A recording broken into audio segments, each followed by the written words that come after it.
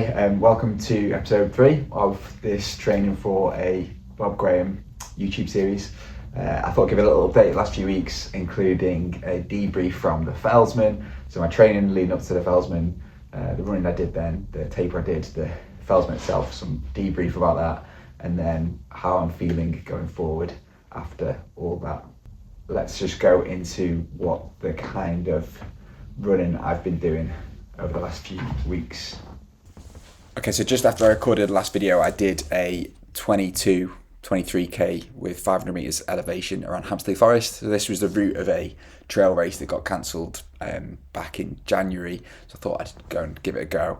And it was, incredible route. Like, really recommend this, both on like forest trails and then or like forest tracks, bridleways, and then going through little cuts as well. So yeah, did that with 2 hours 5 minutes ish with the dog. So yeah, great run. Some really good off path trails, which was really fun to run on.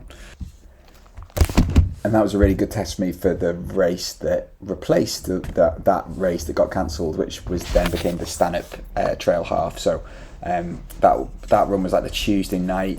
Did a few more runs with the running club post that one, and then the Saturday morning I went and did the Stanhope Trail half marathon. It was called race, but it was actually more like 24.5k with 500 meters elevation, and I was really pleased to finish third in that race, which was amazing. I got a voucher and everything, and I was aiming to do that in 2 hours, and I did it in 2 hours 46 seconds. So I guess it's a run with some elevation, nowhere near the level of elevation of the Fellsman or Bob Graham, but yeah, a meaningful elevation in really tricky, really tough wind that day. So headwind for a lot of the run. Front end elevation was really front end, so steep up the first 4 or 5k, a bit of a downhill, and then a bit of a slog up until about 15, 17k, and then downhill the rest of the way. So yeah, really good race. Really pleased to finish third, which is just amazing to me. And yeah, really good experience. I guess that distance is nowhere near what I need to be running for training for a Bob Graham or the Fellsman, and that length of time is nowhere near. So although that went really well, I suspect that maybe made me a bit complacent for the Fellsman. So that was a few weeks ago now. The week following that Stanhope Trail, did a run with the dog in the morning, and then a track session Monday evening, which was 45 seconds efforts with then 90 seconds recovery. Yeah, quite a nice session. Not a huge amount of effort, but just a good one.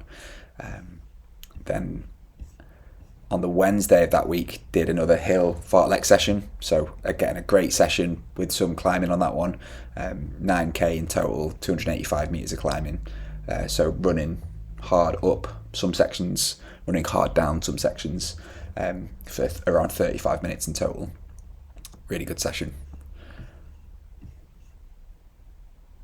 I then did a 9.5k run around Park Run, including a bit of an effort to do a 20-minute park run with the dog. And then probably my last long run from before the Fellsman was a 15k with about 200 meters of elevation, which is a great route we've got around Durham, which is mainly all off-road. Yeah, really enjoy that one. And then on to Fellsman week. Probably not a lot of running before the Fellsman, so a 6k, a 5k, absolutely stunning weather week, so a 4k the day before the Fellsman. And then the Fellsman, and this is like a pretty amazing event organised by Scouts. It's 62 years old. It's probably the grandfather of ultra/fell running in the north anyway, if not all over. And it goes from Ingleton to Thresfield, or Grassington, Thresfield, in the Yorkshire Dales, over a load of peaks. So some famous peaks: Whernside, Ingleborough, Griggerith, Dodd Fell, Buckton Pike, all that kind of stuff. And then finishing with Great Whernside. And so I've said previously that I had probably had some criteria that I wanted to achieve on this run.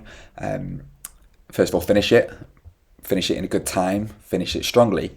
And yeah, I'm not 100% sure I've met those criteria. So in the end, it was 102k, did it in 17 and a quarter hours, and it had 3,800 meters of elevation. It's a fantastic event, and the day itself was really quite hot, so really sunny and very little shade. So that probably made it a bit more difficult. I mean, having training this last training 6 months over the winter and the spring, to have that such a warm day was a bit of a surprise. And I'll talk you through the run, but I probably went out too quick. So you start off in the masses, and everyone's running. Even though you're going uphill, and you said to yourself you're going to walk up all the hills, you're running. I was with a couple of pals from the running club, and quite quickly in the masses lost them. And then so you kind of like, okay, let's run with these people around me. That'll be good. And then I saw a guy that I knew from a Bob Graham support last year run past me. I thought, fantastic, I'll stick with Ross. Ross is really quick. So the first kind of 10, 12k, so it's probably 12k. So up Ingleborough and then to the bottom of Whernside, I stuck with Ross. I then had like an issue with my bag that I wanted to fix, so then I let him go ahead. Ross finished 10th overall in the end, so he did really well, ran really well. But then went up Whernside and down again, and I think whether it was the sun, the heat was starting too quick, it just felt, I felt good for those first, and doing something like a third of the climbing in the first 15k, I felt really good.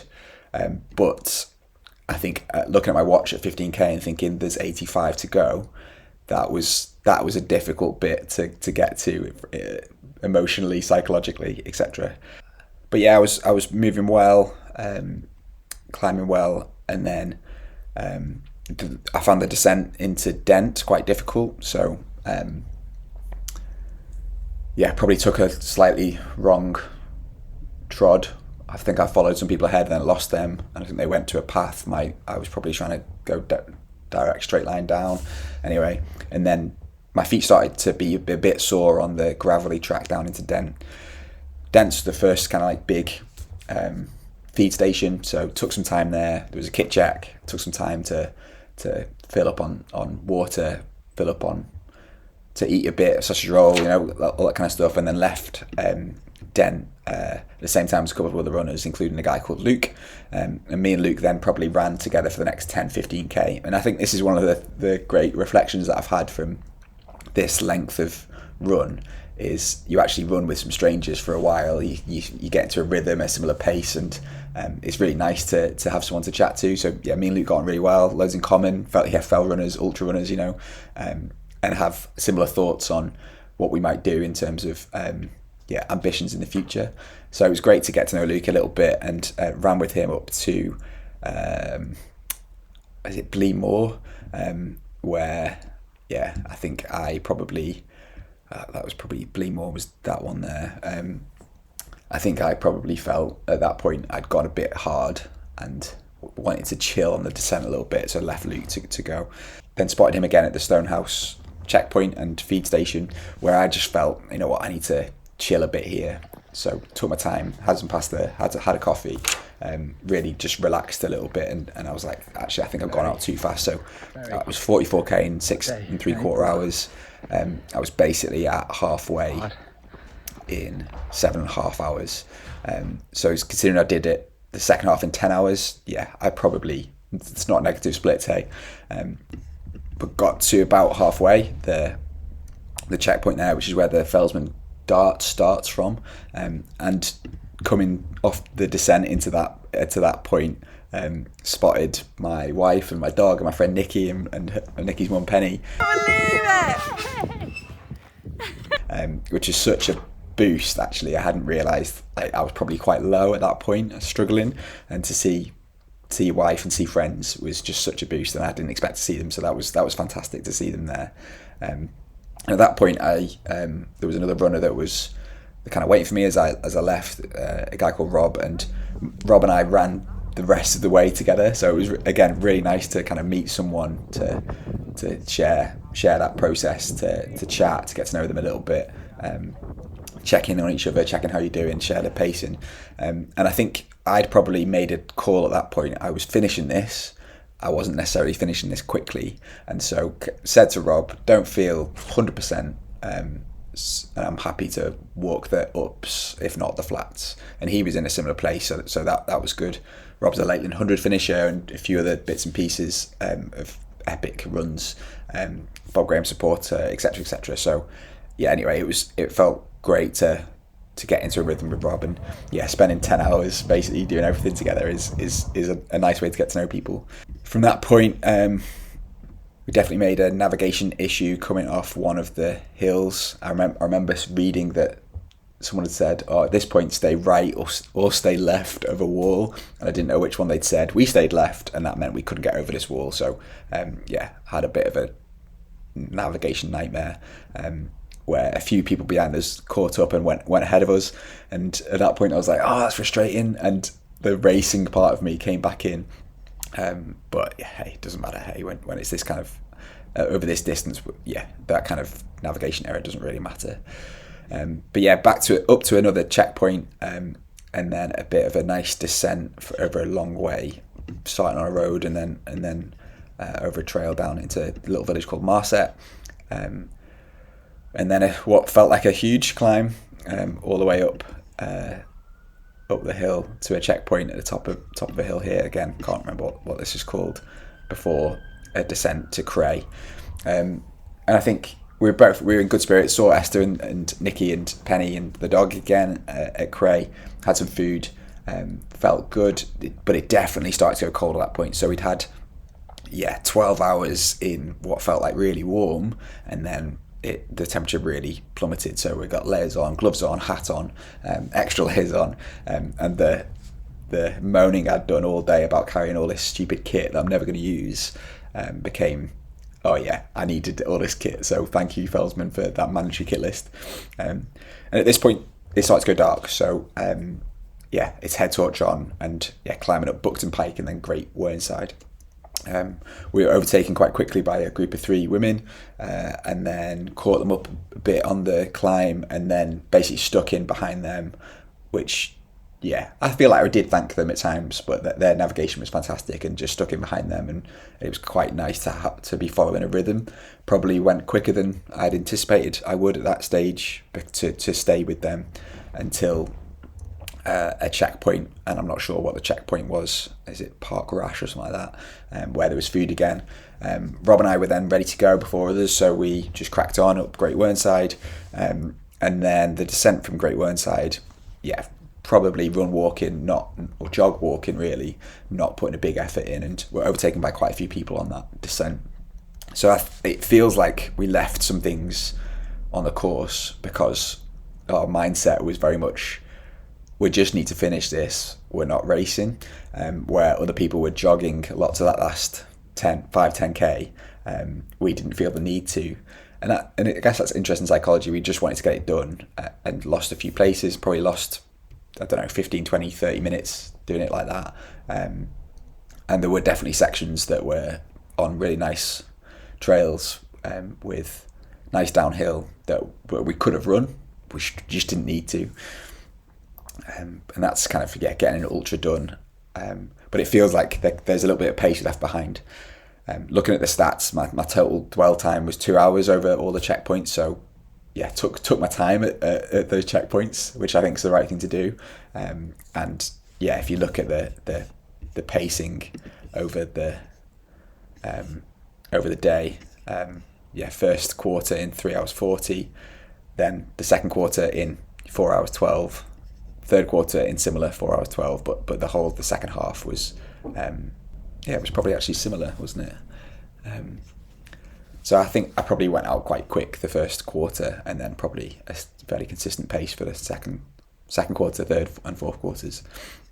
There is more climbing in that first quarter, so I probably put in a bit of a big effort over that stuff, but there's climbing the whole way through, so you can't really tell that. And I think running in the dark, navigating in the dark, running in the dark, navigating bogs in the dark, that's tough. and I was conscious at times of very much regularly turning your ankle because you're going over difficult terrain. I wore my Innovate mud talons because they were newish. I'd worn them in, and I felt that they'd be comfortable enough, but also good grip on variable ground. And I think one of the things about the mud talons is that because they've got quite a deep tread, you're almost like walking on heels when you don't need them. And I think that can make, for me, it a little bit more uncertain on each step, unstable. And therefore I probably went a little bit over my ankle more than I needed to, or more than I should have done, or more than would have been great. And I definitely had blisters on both feet. So yeah, big blisters on the bottom of each foot, which was painful to run on, and then blisters on toes and heels, etc., etc. I guess that's as expected after 17 and a quarter hours of running, or on your feet. And then I guess the final reflection is that's the first starting at 8:30, but with like a 5:30 a.m. alarm, maybe 5 a.m. alarm, and then running through to 2 a.m. That's the first time I've done that kind of really, 20 hours awake, 21 hours awake, and that kind of length of activity. And yeah, definitely tired, but was able to finish and felt like I was leaving some stuff behind that I felt like I could have finished more quickly. So that's a bit of a confidence boost for these long distance stuff. But this is by far the longest run I've done, a full marathon longer, and by far the largest elevation that I've done in a single run. I say run. I'm not sure you can call it a run, the amount I was walking. But yeah, it was fantastic event. I'd really recommend it. And I think if the weather was tougher on this kind of event, then that would be a really tough day out. And the story is that there's been hail and ice and wind on those kind of stuff. It was no wind, pure sun, and then I guess some misty, claggy conditions that felt quite cold for the last 4 or 5 hours for us. But incredible organisation, incredible. The checkpoints are great and really enjoyable. The tally that you get, given that you have to tally at each checkpoint, is great. Fell track system worked really well. Open tracking worked really well, and really well resourced feed stations, etc. So yeah, do I need to do it again? I've got no idea. It feels like it's such a big event to want to commit to ever again. But yeah, really fantastic. For me, first long ultra event, and I was pleased I did it. So first of all, in debriefing that, I wonder whether I was a bit complacent about how well I'd do, how quickly I'd run, or that challenge in itself. I think I've been running really well. Third place at a trail race is really fun. I've put the training in. I think the unknown that is the second half for me, I've done a 60k before, but the last 40k, the last 50k, that feels like that's unknown for me. So maybe I was a little bit complacent, and everyone was saying don't go out too hard at the start. I didn't go out too hard, I didn't go out really hard, but feeling fresh meant that I was really running some descents and probably working quite hard, and particularly in those conditions of sun and heat, that might have been a mistake, although it probably wasn't as hot as running on a summer's day. So complacency, that it wasn't as if that I wasn't able to get it done, and I was really struggling the whole way, but that the unknown just means that you're complacent by nature. And what did I learn? I think it's fun getting into a rhythm with strangers and other people. So I guess I learned that that's possible. I learned that it's not simple just to eat every half hour. It's you don't necessarily want to. You don't necessarily want to. You don't feel like you need to.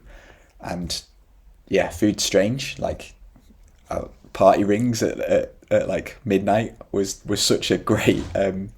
I just felt amazing. I probably had 10 party rings. Pasta and a chili at different stages, a sausage roll.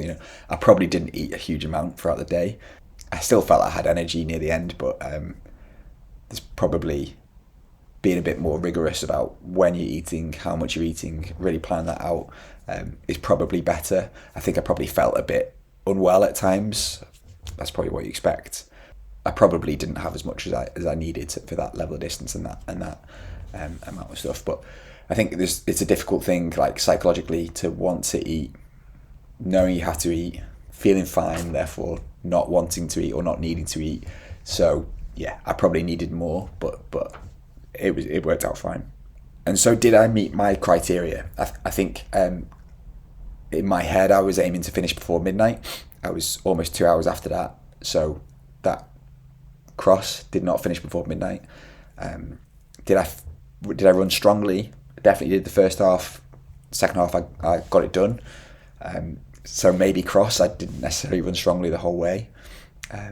Did I complete it? Yes, tick. Did I finish in a good position? Yeah, fairly tick. I think I was top 50, top 45. Was the Fellsman a confidence boost towards future hopes and dreams? Yes and no. It's great to have run 100k. It's great to have finished that. It's great to have done it with all that elevation in what was probably difficult conditions, unexpected conditions. But also no, like it was hard, and it was probably harder than I expected, and my feet didn't hold up, and I think maybe that's shoe choice. I think running over that length of time is just such a strange experience. So what does it mean for a Bob Graham attempt? And if I'm going to do a Bob Graham attempt, it's probably near the start of July. That's probably 9 or 10 weeks away now, and I feel very uncertain about whether I want to press go on that. And I think I need to have some conversations with people in the running club about that. I think the training between now and then, yeah, it's absolutely doable. I can get across to the lakes probably weekly. I can get big elevation in. I could do good distance. I can do some proper fells running rather than Yorkshire fells. I can do Lake District fells with steep descent, steep ascent. I can probably put the time in. I can probably organise a support crew as well in that time, because the running club is so well resourced with that, and lots of people that would be very supportive of that, as well as friends and family. Whether that's sensible to do in the next 10 weeks, I'm uncertain. I think I was probably hoping to come out of the Fellsman really confident, bouncing, ready to go, but I'm really, I guess I'm not certain about that. So I probably need to have some encouragement from people that know better than me, that have experienced this stuff before. I probably need to a couple of people that if I had a conversation with, I'm probably will feel either much better or much worse. So I need to try and have those conversations in the next couple of weeks. If I didn't do a Bob Graham attempt this summer, maybe giving a little bit more time over the summer to training. I'm trying to do it early September. Maybe that's sensible. Although in terms of overnight darkness, etc., longer time overnight, probably risk of worse weather, maybe makes that challenge a little bit harder. Maybe it doesn't, not sure.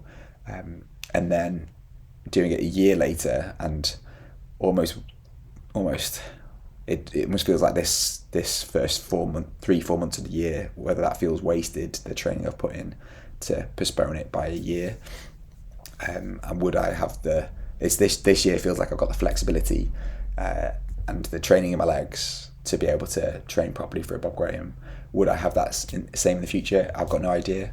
So it feels like, although I'm uncertain, it feels like this is still the opportunity I've got to deliver on something like this.